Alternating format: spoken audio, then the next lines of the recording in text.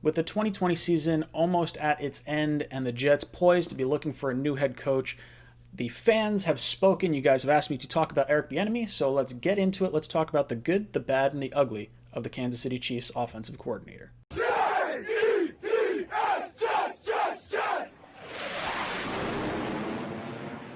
Welcome to Jets Talk. My name is Ryan. I'll be your pilot today. If you're new here, hit that subscribe button. If you've been here before, welcome back. I love having you here. Guys, I have talked about Bill Cowher, Jim Harbaugh, and Brian Daboll already, so I'll link those down in the description down below if you want to check those out. But today, the fans have spoken, and we are going to be discussing Eric Bieniemy. So first up, let's talk about Eric Bieniemy and who he is and where he kind of came from. He's originally from New Orleans, grew up in New Orleans, wound up going to college in Colorado, where he was a star running back. He actually finished top 3 in Heisman voting in 1990 and was drafted by the San Diego Chargers that year. So he wound up playing for the Chargers, went to the Bengals, wound up playing with the Eagles, and that's kind of where he got introduced to Andy Reid. And since then, he has kind of bounced around the league for a few different coaching opportunities, but for the most part has been a part of that Andy Reid coaching tree. He was with Brad Childress in Minnesota. He was the running game coordinator there, and they had some great seasons with Adrian Peterson at the helm of that rushing attack. So the guy has been productive in his role as a running backs coach, and now he's been an offensive coordinator for the Kansas City Chiefs the last 3 seasons. And when you're looking at the Chiefs and you're looking at the last 3 seasons, they have finished first, second, and first in terms of yards per play, and they have been impressive. With Patrick Mahomes, it has just been night and day. It's easily the best quarterback that he's been able to kind of work with and whatnot, but it's been impressive nonetheless. And when you're looking at offense, the Jets have just been totally inept, so this guy looks very, very appealing. Not to mention the Andy Reid coaching tree has been very favorable. You look at guys like Sean McDermott, Doug Peterson, John Harbaugh, all having success with the teams that they've gone to. You could see why the Andy Reid coaching tree would be an area that the Jets could, in theory, look at, or any team for that matter. If you're not a Jets fan, you could be looking at this guy as well. So let's jump into some of the good, the bad, and the ugly for Eric Bieniemy. So let's start with the good right off the bat. It appears like his players really like him. They've finished first, second, and first in terms of yards per play over the last 3 seasons since he's been the offensive coordinator. And then, just learning under Andy Reid. I think if you can sort of sponge up all this information from an all-time great head coach and play caller, Andy Reid's got to be one of the top 3 play callers of all time, if not the best offensive play caller of all time. So it's very good that he's within that wheelhouse and is learning through absorption, just being around the guy every single day, hopefully learning how to create plays and do all that sort of stuff. So that's really the good aspect of it. People are really excited about this guy. He's been a hot name on the coaching search for the last, I'd say, 2 years. This will be the 3rd season with him. Now, let's talk a little bit about the bad, and that's, questioning whether or not he is a guy that people want to be the head coach. As it stands right now, over the course of the last 2 off seasons, he has had 7 different job interviews and has come away with 0 head coaching positions. And oddly enough, he actually did interview for the Jets. So he interviewed for the Jets, Bucks, Bengals, Dolphins, Giants, Panthers, and Browns over the course of the last 2 years.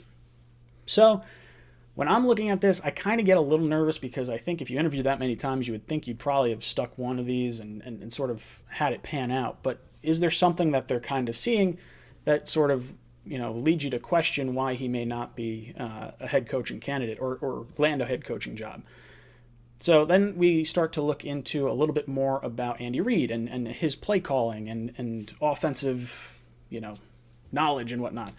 And people start to look at what, these players have done or what these coaches have done when they have left the Andy Reid coaching tree. And over the course of Andy Reid's career, he has put out 4 offensive assistants that have become head coaches. So when you look at them, that's Brad Childress, Pat Shurmur, Doug Peterson, and Matt Nagy.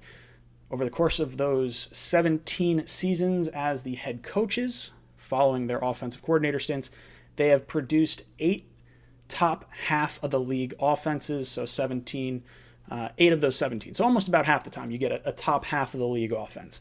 The 2009 year, just as I'm sort of looking at some of this, the 2009 year with the Vikings under Childress, that was the year that Favre went there and just absolutely went off. That team was loaded. So that was a great season.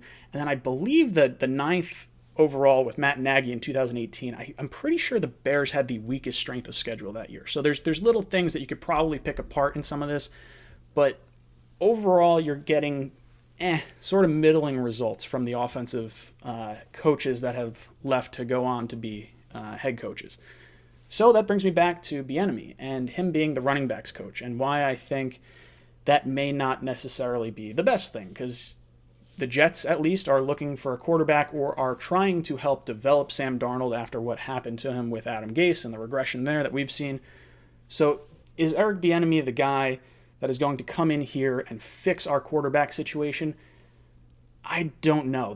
That's definitely something that sort of doesn't give me the warm and fuzzies.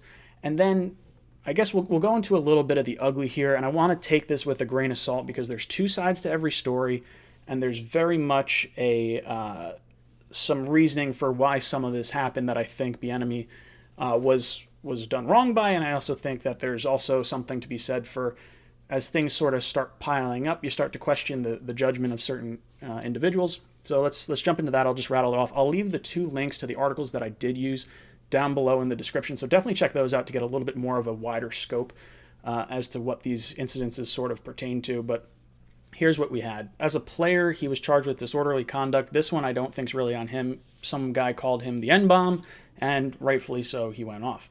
He had multiple traffic tickets in college, which ultimately led to the suspension of his driving license, and he did get pulled over and charged with driving without a driver's license. He failed to show up for a court date revolving around that whole situation. He fled the scene of an accident, which he sort of claimed was, he didn't realize he wasn't able to go away. He wound up calling the police later on, and they came to his house and arrested him. So, again, some weird stuff here. Interfering with a firefighter. His brother had lit a fire in a garbage can using fireworks on the 4th of July, and firemen tried to knock down the wall thinking it was an electrical fire. He basically tried to stop the firemen from doing that. It was said that a forearm was thrown, but by and large, you're probably going to try and stop someone from, knocking down a wall in your house when they don't have to. So I get that, but he interfered with the firemen, so that's where that charge sort of came in. He did get in trouble for harassing and assaulting a parking attendant at a Colorado football game. This was after he was already in the NFL. And then as a coach, this is more of the crux of the issue, I think, more so than the player. Like, I understand guys can have issues when they're younger, and then you grow up and you mature out of those issues, and you learn from those experiences. And I think you definitely can see some growth there. But as a coach, he was arrested for a DUI in Colorado. He had several rape allegations against the players on his team, and then the school was under investigation when Bieniemy left. So there was a lot of not great leadership, I think, when he spent time there in Colorado. And it should be noted that he has not had any issues like this since his time at Colorado. So he definitely could have turned over another leaf, but I think this is a large portion, combined with the bads of, like, is he actually calling the plays and whatnot in Kansas City. I think all this together is sort of lumping into why he has not been offered a head coaching job in the 7 interviews that he has had. So ultimately, what do I think of Eric Bieniemy as a head coach? And I think he could make a very good head coach somewhere. I think he could be a player's coach, and I think there is a spot for him this time around in the coaching carousel where he will get hired. For the Jets, I'm not real big on it, and here's a few reasons why. The Jets need to solve the whole Adam Gase, Sam Darnold issue or grooming of a quarterback, and I don't think a running backs coach is, because he's a former running back. That is his specialty. I don't know if he's the guy that I want to either groom a quarterback or to be in charge of fixing a quarterback that had already had issues. Not to mention when he's in Kansas City and you see Patrick Mahomes come off the field, it's not Eric Bieniemy that Mahomes is going over to. I've said this before. It's Mike Kafka, the quarterback coach. So for me, I would like Kafka to come in and help us fix the quarterback room more than I would want Bieniemy to come in. And then there's the whole issues of play calling. And Jet fans, I know we've had our issues with our play calling with Adam Gase and Dowell Loggins, but listen to this conversation in an interview that Bieniemy listed off in terms of his play calling. We have a communication system. I mean, coach is communicating to me. I'm communicating to the quarterback. To be honest with you, I think people are making something out of nothing. And now, after hearing that, let's take a listen into what we heard this year from Adam Gase. Adam, why did you take over the play calling? I didn't take over. We did this. We've done the same thing the last 4 games. We were watching Dowell through the whole game. He wasn't doing anything. I mean, he was just standing there. He tells me it's not hard. This is not hard. We go through it the drive before. Hey, these are the 3 plays. I do the third downs. So to me, that's kind of telling me that there is a coach designing the plays and another guy maybe calling off numbers and saying the plays. He's talking to other coaches. I don't necessarily like that. In terms of Andy Reid's success, I think he's the one developing all the plays and creating the offense. Maybe Bieniemy is calling the plays, but how much knowledge does he have in actually developing these plays and how they actually work out on the field? So for me, that is a big red flag, and it's not something I'm particularly looking at here. I don't think he's the one you want to hand a young quarterback to, or a fixer-upper like Sam Darnold possibly. So where do you guys stand on Eric Bieniemy? Do you want him as your head coach? Do you not want him as your head coach? Have I shed any light on some things? Have I glossed over things that are, should have been more important? Let me know what you think of everything down below in the comments. And as always, go Jets.